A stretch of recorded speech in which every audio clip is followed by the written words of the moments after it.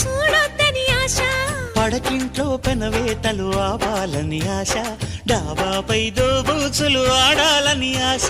డాబాపైకెక్కాక దాహాలే పెరిగాక, వెన్నెల్లో తడిశాక వెచ్చంగా మరిగాక, ముద్దుల్లో మునిగాక, మును ముందుకు వెళ్ళాక, గుణకారం చేశాక ఘనకార్యం జరిగాక, అది కాస్త తెలిసాక